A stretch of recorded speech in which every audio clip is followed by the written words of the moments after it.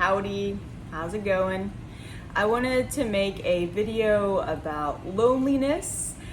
I think that loneliness is not discussed enough in a psychological manner, and it's often oversimplified, I feel. Yeah.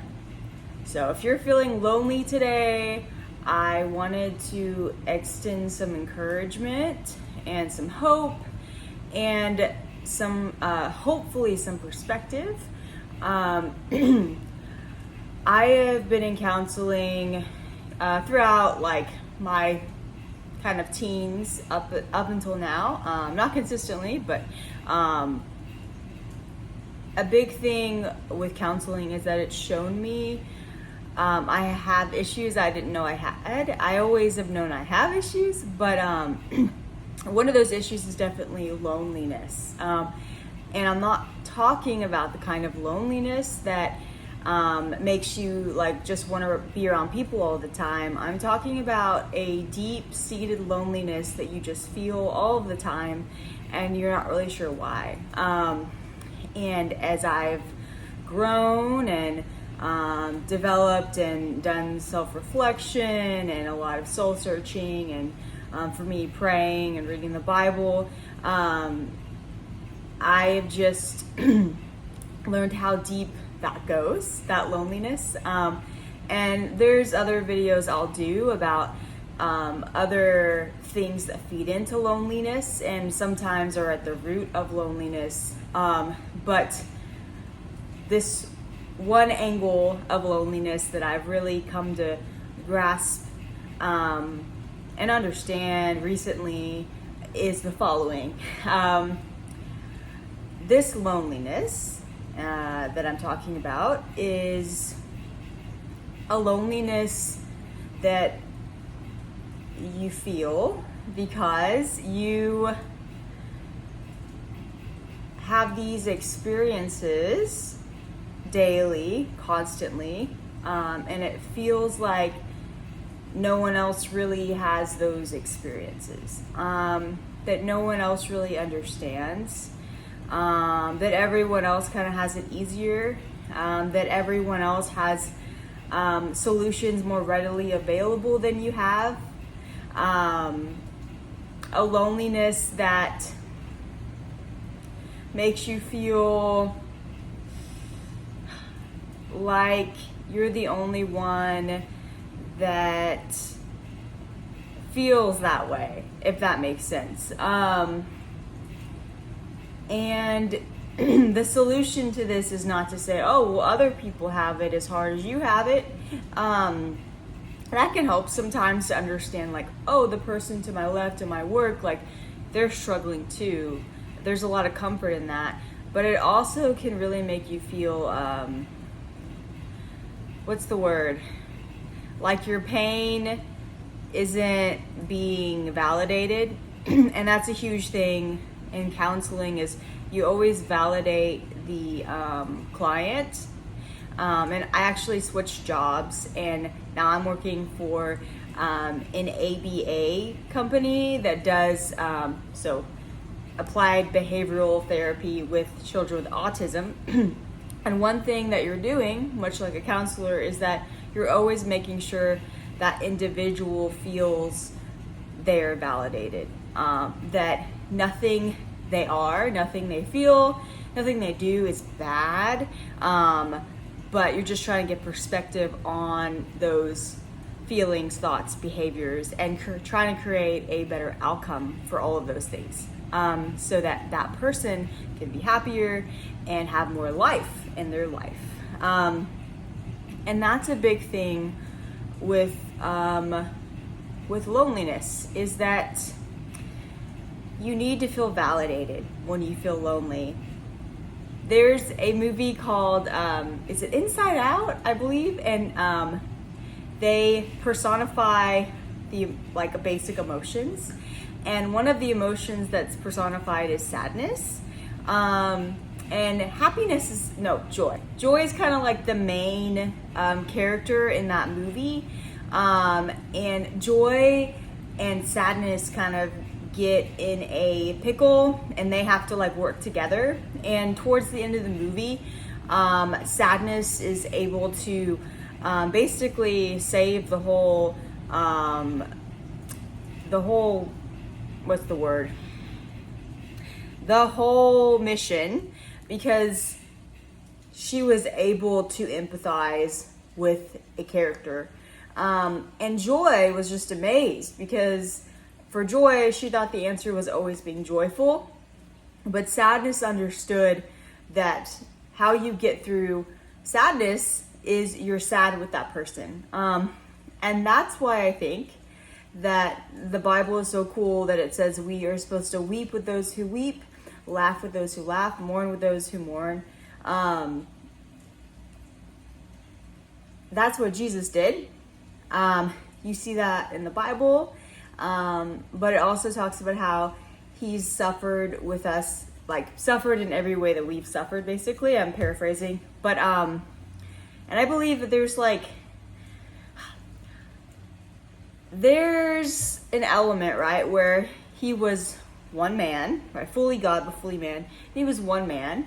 And I believe, like, I don't know, I believe he had like his own personality, his own like unique kind of personhood. So in one way he had that identity, I believe, as a human, but I also believe that God allowed him to also have every experience that every human has ever had while he was on earth. Don't quote me on that. That's not an exact Bible verse, but it does say that he has suffered in every way that we've suffered. So, and from a personality perspective, really nerdy personality perspective, I believe that God, of course, and Jesus, he knows what it's like. Every struggle, for example, of each cognitive function, each Myers-Briggs type, he knows what that's deeply like what that is actually like, what perspective that is. Also Enneagram, right? Like he understands, like, I think the wounding of every type, like deeply understands it. And I think when the Bible talks about being all things to all people, I think that Jesus fully embodied that and fully understood that. And some people hypothesize that Jesus was an INFJ, which I think would be very interesting. It's a very interesting idea, because INFJs are like the master of perspectives. And that would make sense, because Jesus, you can see in the Gospels how aware he was of other people's perspectives. And that's why sometimes he got angry, and sometimes he was compassionate in his behavior. And sometimes, right, he was more inquisitive and standoffish, because he understood people's perspectives, and he knew how to kind of like shape that moment to get a better outcome from that perspective. And the outcome was love, right? The outcome was the gospel. So, for me, that's the greatest remedy to loneliness. And I'll share some things about like kind of how that's practically applied for me in my life, or ideas in general that maybe you've heard about or other people do. But I'm a humongous advocate for journaling. As I'm sure you know, I'm an ENFJ, so extroverted feeling is my main thing, and I have feelings, but I don't know what feelings I have, right? I know how you feel, and I'll know like vague feelings that I have, but I know more specifically how you feel. So the best way an extroverted feeler can understand how they feel is if they get it out there in the world, right? By talking or by seeing it actually in someone else. I'm like, oh yeah, like I feel that way too. I didn't realize that's what I was feeling. Or by writing. And writing is a beautiful thing. I know a lot of people aren't into journaling. I wasn't for a long time. But the thing about journaling is that the page is 100,000% forgiving. You can write messy. You can write gibberish, okay? You can write nonsensicalness. You can just do bullet points. You can just do single words. You can do long, massive, like paragraphs. you can be completely and utterly unfiltered. And for me as an FE user, like that's very important because I'm always filtering everything because I care so much about how it affects someone else. But the paper is not a person, right? And then I kind of tie that with my spiritual beliefs, and I make it a prayer to God. And I am such a fan of the Psalms in the Bible because David does this so well, and all the poets of the Psalms. They are very, very honest about how they feel, but then they're very, very honest about how they still trust God. And that's basically what I do in my entries is I'm just like, hey God, this is how I'm feeling. I don't get it. I don't know why. And this is what I've been frustrated about. And this is what I'm stressed about. A lot of it's anxiety. This is what I'm anxious about, you know? Even if it's like stupid, like God, I'm anxious that I need to go get a loaf of bread, you know? Because I'm struggling to get out the door.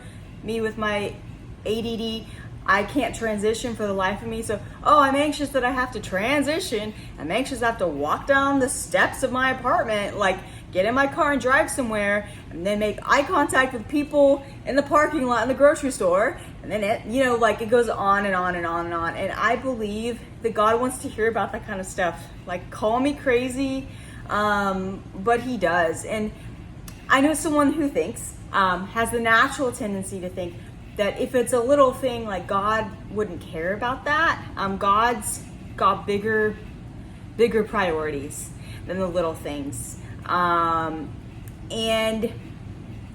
I understand that and I respect that because there is some level of God's in control and we don't need to worry so much about the little things. But it talks about, again in the Psalms, that God knows our going and our coming, he knows our steps, and he makes himself intimately associated with our daily lives. And again, that was a massive paraphrase, but God cares so much about the little things. And I know a popular thing right now is kind of seeing God as a loving father, and at least in the Christian community, that's a thing. And I've needed that message because I have a lot of trauma around all that kind of stuff. And I understand the nuance and depth of that, but I know that someone who maybe doesn't have those experiences could feel like seeing God as a father is kind of stripping away his holiness and his glory and his truth and his authority. And the Bible is very clear about all of those things. There's no way that God is only a loving father. He is also a mighty warrior, and he's someone of intense substance, someone that's full of justice. He is that kind of God. But the reason I'm bringing this up is that God is of no use to your loneliness problem if he's also not equally just, equally glorious, equally holy, equally in charge. Because if Jesus, God, the Trinity, empathizes with us so deeply, so intensely, so fully, so completely, so all-satisfyingly, which he does, who is that person if they don't have a deep side to them? They're only empathizing people, that's it, that's all they have to them. That sentence is weird. If this was a God that only empathized and didn't have a real sense of self, which is really what those more hard truths are, it's giving God a sense of self, not just a sense of otherness, that he's there for us. He's also a person. And the cool thing about what I've learned as I've gotten to know myself more and understand who I am and advocate for myself, the more I can empathize with someone else, quite genuinely, because I understand who I am and the pain that I have, and I can understand someone else's pain because of that. I lived a lot of my life feeling externally living externally through other people and not realizing that I am free to also be a person. So that's the long 15-minute version of saying you need God to the fullness of God, not just one side of God. You need all of God to fully identify with your loneliness. And I know this is like a very spiritual perspective. For those of you that aren't spiritual, I will have a few like very practical tips towards the end. So stay with me or skip to the end. But God cares a lot, more than anyone else cares about you, more than your mama cares about you, more than your family cares about you, more than anybody. And he has like the most pure version of who you are. Like he knows exactly who you are and he cares completely about you. But here's the thing. So loneliness can also be a lie. I mean, it is a lie. And loneliness says that you're alone. And the Bible speaks the opposite truth about God. God is always on your side. If you're a believer in Jesus, and if you're not, you can be right now. Like that's offered to you. It's offered to everybody at any moment. If God is on your side, you're never alone. And that's my most challenging thing for me is that I always feel like I have to do it by myself. No one's gonna like actually help me, and I'm a 2 on the Enneagram, so I don't like feel that people actually care about my needs, and that extends to God. And I just feel utterly alone. Like I'm the one that has to care for other people's needs, but no one's gonna care for my needs. And God has shown me that that's not true. Like that He is the one that supplies my needs. He's the one that cares very deeply about what I need. He's the one that's honored when I come to Him and say, hey God, I really need this. Could you give this to me? And He always, even if He doesn't quote give me that thing, He makes me feel as though I have it. You know, He makes me feel that my need is validated and He's going to take care of that. And a lot of times for me, it's emotional needs. But, okay, Sydney, stop rambling. This is a very rambly video, so I really appreciate y'all sticking with me. It's been a while since I've made a video, so I think I'm kind of nervous and out of practice. So, now the practical stuff. Practically speaking, I believe that if you struggle with loneliness, it's a great idea to find a friend and share your struggles with that person. And this is also like a spiritual perspective too.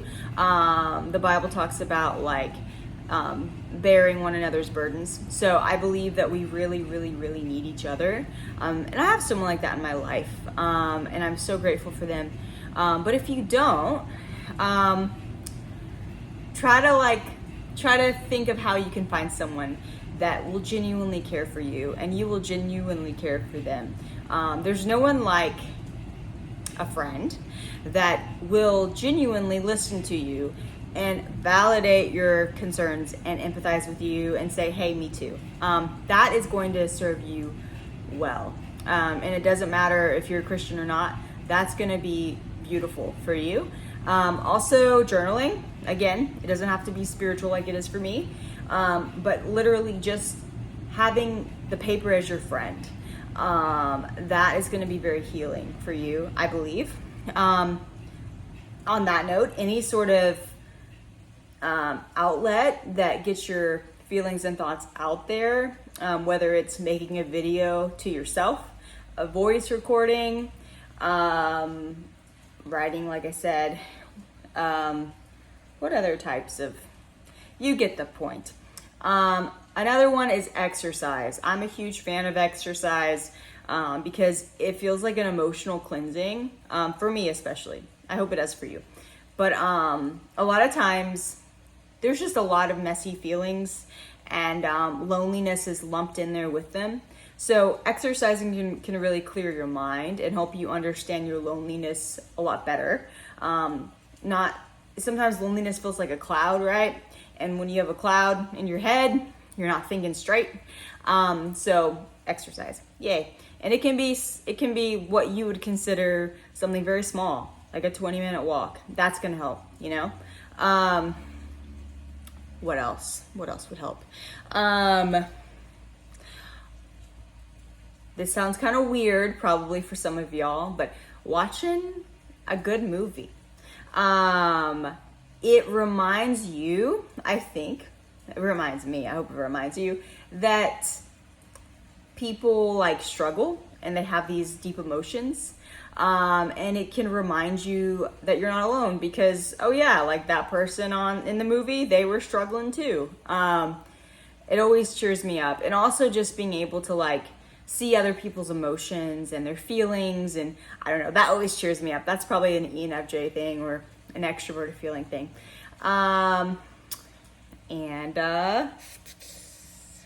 Loneliness. A big thing too, I think, is reminding yourself how you're not alone.